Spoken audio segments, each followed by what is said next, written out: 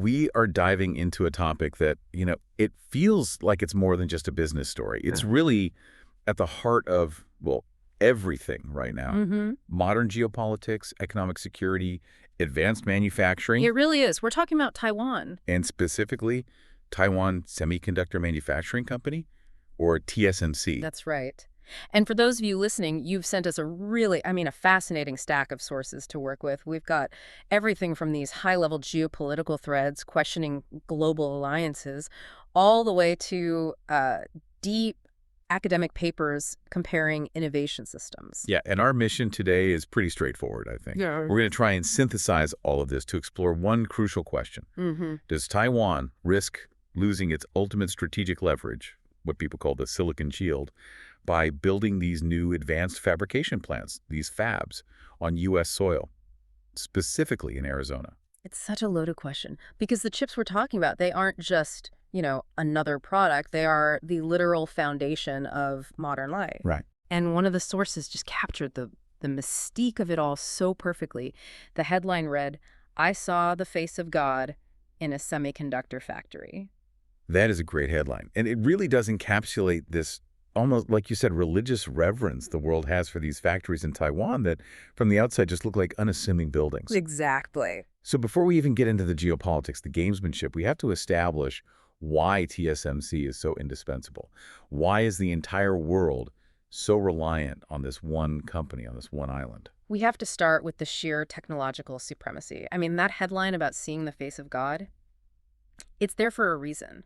Inside these fabs, you have a level of complexity and precision that is just almost beyond human comprehension. And they're making what? Basically all the high-end chips? Nearly all of them, the brains for everything. We're talking advanced AI systems, the newest smartphones, modern cars, and, critically, the core components of national defense hardware. So this isn't just about making a lot of chips. It's about making the best chips, the ones that, frankly, nobody else can reliably make at scale. That is the crucial distinction. And the numbers, when you actually look at the quantitative evidence, they really drive this home. Okay. So our sources use this metric called the Location Quotient, or LQ. It's a way of measuring how concentrated an industry is in one country compared to the global average. No, an LQ of 1 would be average? Exactly. You have your fair share of that industry. Well, for all advanced industries combined, Taiwan's overall LQ in 2020 was 2.0. So they're punching more than twice their weight globally. And that alone is the highest in the world. It shows this enormous specialized industrial output. But I'm guessing it gets even more extreme when you zoom in on just the chips. This is where the numbers stop being academic and become, defining geopolitical data. When you look just at computers and electronics, which is overwhelmingly TSMC and another company, UMC. Right. Taiwan's LQ for that sector is an extremely high 8.79. Wow. Okay, so almost 9 times the concentration you'd expect based on global averages. That's a choke point. That's the definition of a systemic risk. It's an enormous, concentrated industrial choke point. If you are a country, if you are a company, and you need advanced chips, your supply chain runs directly through the Taiwan Strait, period. And let's get specific about the technology here, because that really matters. We're talking about nanometer sizes, right? It are, and the fight is over the cutting edge, specifically the 7-nanometer down to the 3-nanometer size chips. And for anyone listening, smaller numbers are better. It means more transistors, which means more speed, less heat, better performance. Infinitely better performance, and that is the real technological battlefield right now. So when we hear about these new fabs being built in Arizona or in Japan, we have to understand that not all chip plants are created equal. This is maybe the most important detail that the sources really hammer home. The state-of-the-art stuff, the absolute newest generation technology that is always made in Taiwan. The plants being built overseas, they're impressive for sure, but they are manufacturing what are called process nodes that are, maybe a generation or two behind what's happening at the absolute top end in Hsinchu Science Park. So the U.S. fabs might secure a domestic supply for, say, card chips or some military parts that don't need the absolute bleeding edge. Right. But they're not replicating the future of the technology. That part stays locked down in Taiwan. And that asymmetry, that's the whole game. That's the core of the leverage debate. It's Taiwan protecting its ultimate advantage while, diversifying its other assets. And that advantage isn't just about their own ingenuity, is it? It's a hyper-globalized system. Oh, completely. TSMC is brilliant, but their mastery relies on essential foreign components, The most famous example is the EUV machine's extreme ultraviolet lithography, From ASML in the Netherlands. the most complex pieces of equipment ever devised by humanity, arguably. And it's not like you can just, buy one on Amazon and plug it in. No, you cannot. The sources are so clear on this. The operation is incredibly fragile. It's interdependent. You need highly specialized maintenance crews, who are often expats from ASML. Okay. You need a constant supply of specialized consumables, exotic gases, laser components. You need software updates.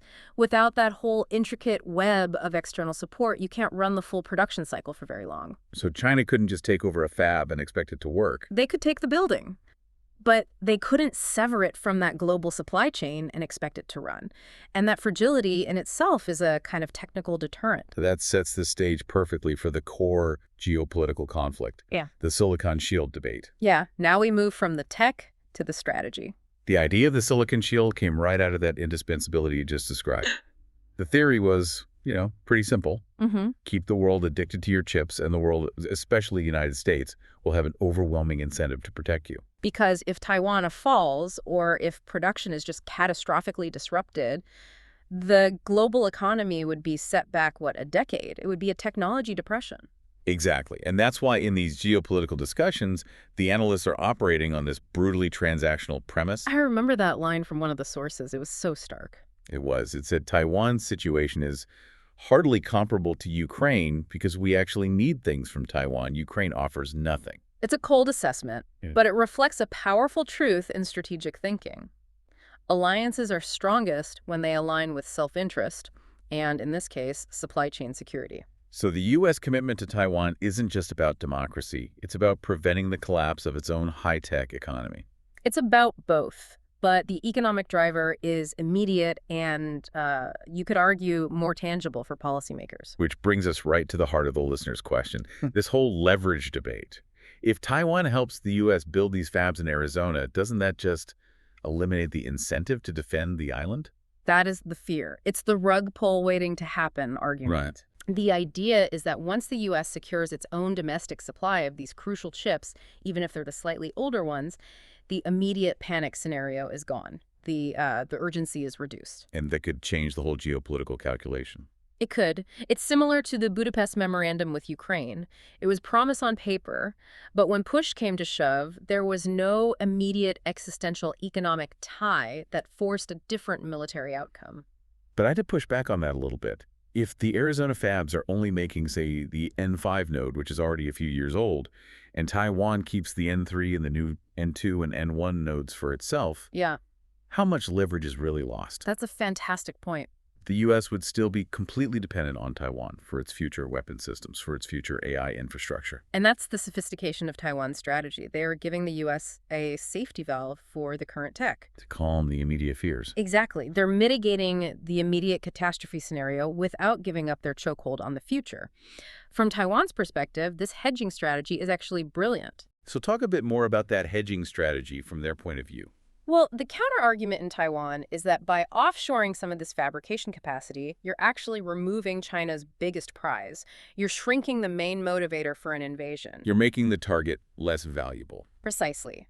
If Taiwan can diversify TSMC's production, secure its revenue streams, and reduce its physical vulnerability, all while keeping the R&D and the top-end tech at home, they might actually be safer. It's an insurance policy. So if the goal of an invasion is to capture the world's leading chip fab, that becomes a lot harder to do if key parts of it are already running in Arizona and Japan. The prize is diminished, and the cost-benefit analysis for Beijing changes. And then there's the ultimate failsafe.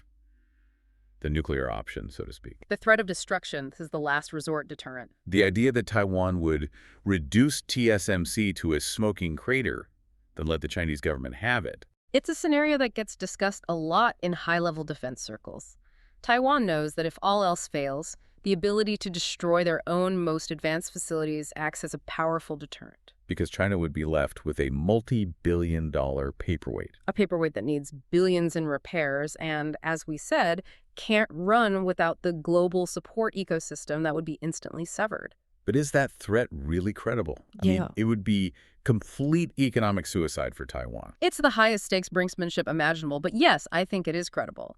Because the alternative, handing the technological future of the entire democratic world over to the PLA, is seen as an even worse outcome. And you're saying destruction doesn't even have to mean explosives. Not necessarily. Denying maintenance, turning off the software keys, sending the expat engineers home, that might render the facilities worthless just as effectively. The prize is so complex that it's inherently fragile. So if the prize isn't just about grabbing the fabs, what are China's other core motivations here? Well, China's goals are much broader than just microchips. The tech is a nice to have for sure. But the real long-term geopolitical prize is breaking the first island chain containment. Right, giving their navy free access to the Pacific. Exactly. Taking Taiwan fundamentally alters the entire balance of power in Asia. It's a strategic and military game changer. And what about the actual cost of an invasion? We always hear that Taiwan is an extremely hard island to take. It is. Military strategists call it a giant fortress. This is not some flat, easy-to-assault coastline. Right. People draw comparisons to Iwo Jima in World War II. The U.S. took absolutely devastating casualties taking that tiny island. Taiwan is, infinitely larger, mountainous, and has been preparing for an invasion for decades. It would be an unfathomable bloodbath. It would. But the sources do acknowledge that the modern PLA has capabilities that could change the calculus. Air superiority. Air superiority, mass missile strikes. They could potentially level a section of the coast and establish a beachhead even if the losses are unthinkable. The scale of modern warfare allows for risks that weren't possible before. And before we move on, what about China's own chip progress? If TSMC gets taken out of the equation somehow, how quickly can Beijing fill that gap? Their domestic champion, SEPS, is making some pretty aggressive progress. They are reportedly already working on 5-nanometer tech, kind of reverse engineering their way there without the latest ASML machines. And they can already make plenty of low-end chips. Masses of them. Perfectly fine for drones, missiles, basic military hardware. So if TSMC is incapacitated, that 5 to 10-year tech gap that we have now, it might close a lot faster than people think. Let's pivot for a second to the U.S. political side of this. Yeah. The push for these Arizona fabs had some strange bedfellows. It really did. You had two very different motivations in Washington that ended up pushing for the same thing. The Biden administration was focused on what? Almost entirely on the geopolitical risk. Mitigating the supply chain fragility, building strategic depth because of Taiwan's vulnerability. It was a national security play. And the Trump administration before that. The sources describe that as purely commercial. It was about onshoring, bringing manufacturing and jobs back to the U.S. A domestic economic focus, not a complex geopolitical hedge. Same outcome, totally different reasons. Exactly. There's a lot of skepticism around these U.S. fabs actually succeeding. Right. People bring up the Foxconn deal in Wisconsin. Oh, there is. The skepticism is real, and it's focused on some very practical problems. Can you really copy and paste a Taiwanese semiconductor plant into the Arizona desert and have it work the same way? What are the main concerns? Well, the high cost and availability of specialized labor is a big one. The sheer heat of the climate, which requires enormous amounts of energy for cooling. And the one that always comes up is water supply, with people pointing to Lake Mead. The fear is that TSMC just takes the tax credits and then slowly walks away. Right, that they'll just cash the checks and the project will never live up to the promises. But the sources also offer a pretty sharp rebuttal to the water issue, don't they? They do. They point out that the idea of insurmountable water problems in Arizona is basically misinformation. Because Intel's been there for decades. For over 40 years, Intel has been running massive semiconductor fabs in that state successfully. It takes a huge investment in water recycling and reallocation, but it is a solvable engineering problem, not a fundamental barrier. So to sort of sum up this section, the U.S. builds the fabs as a hedge. Taiwan agrees to the fabs as a hedge. It's a multi-layered risk management game. A game where the ultimate prize, the absolute cutting-edge tech, stays in Taiwan. Which preserves the core of the Silicon Shield. For now. And that whole strategic game is only possible because of the engine that created TSMC in the first place. Which takes us to our next segment, the deep differences in the national innovation systems. How Taiwan's system enabled this dominance in a way the U.S. system, didn't. Right.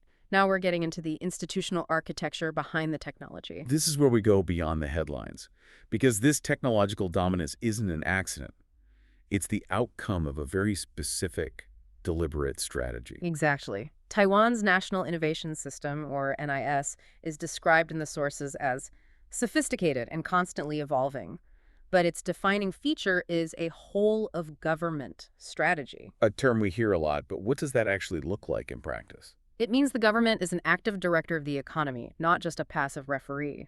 And crucially, the government officials often have real tech policy experience. They've worked in the sector.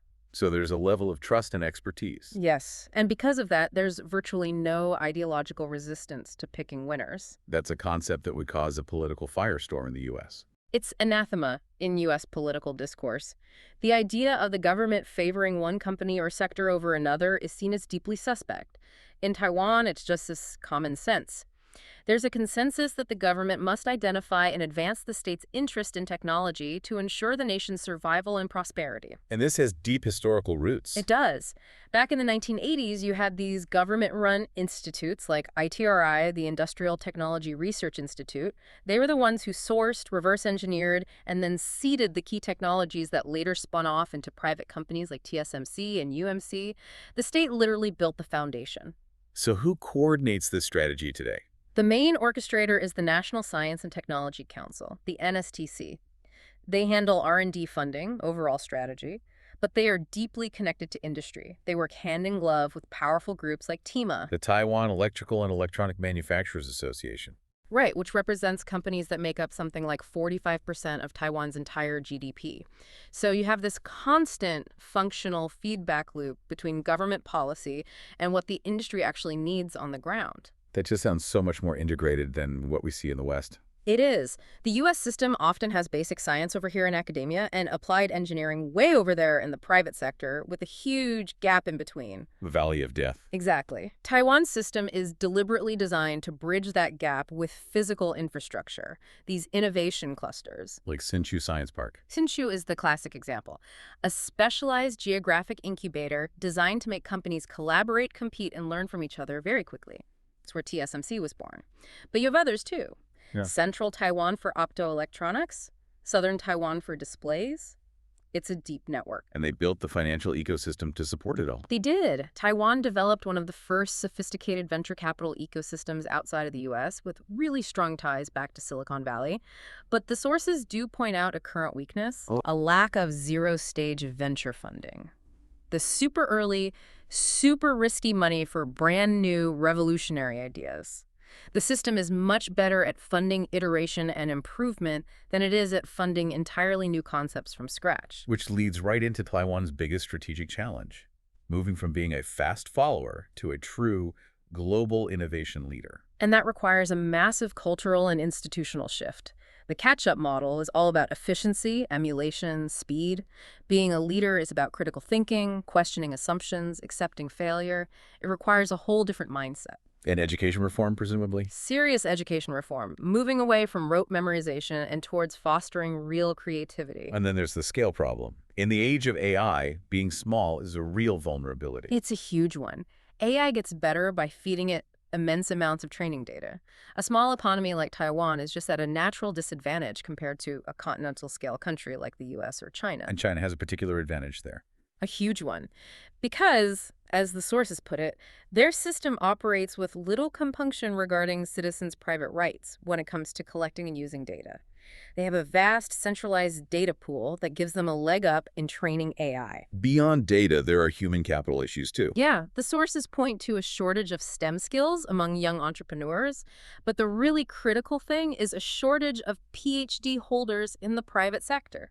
Where are they all? About 90% of them are in universities or government labs. Only 10% are in the actual commercial private sector.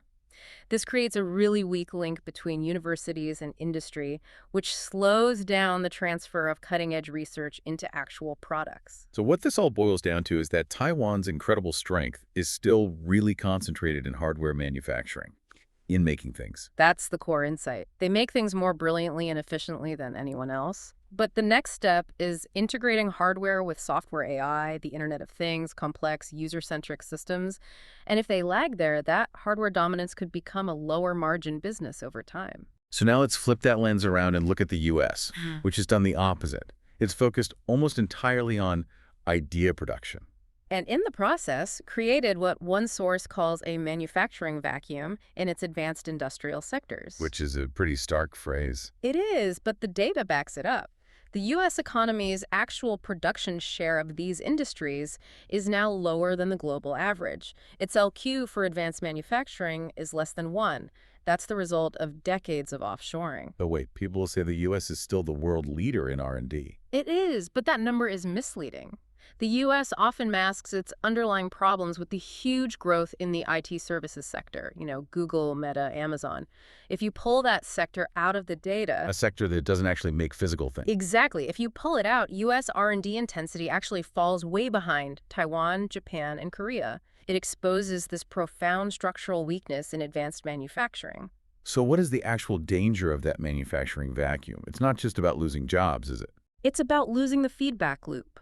You cannot separate R&D from manufacturing and complex physical technologies. When your labs are in California and your production lines are in Taiwan. You break that crucial, rapid cycle of testing, fixing, and iterating a new product. Precisely. The engineers need to be right next to the production line. That's why countries like Taiwan and Korea, even if they're idea catch-up countries, can move from a concept to mass production so much faster than the U.S. can. And as AI requires more and more physical hardware chips in cars, robots, defense systems, that weakness becomes a much bigger liability. It becomes a critical vulnerability. The U.S. strategy of separating idea creation from physical production is fundamentally fragile, and its competitors who integrate the two are exploiting that.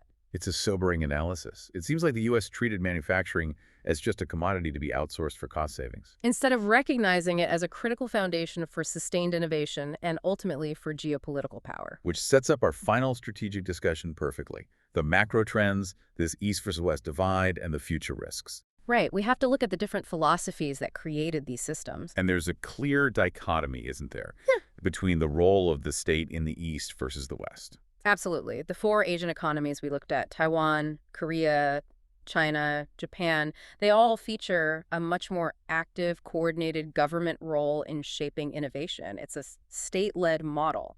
But paradoxically, they're more conservative when it comes to risk-taking. Generally, yes. They are more conservative in their venture capital markets and tend to favor incremental improvements over those huge, uncertain moonshot projects you see more of in the U.S. And while the U.S. still leads in that frontier research, there's this sense that the national hunger for it has faded. The sources are pretty blunt about this. They say the hunger for innovation leadership is much higher in China, Korea, and Taiwan than it is in the U.S. and Japan. Why is that?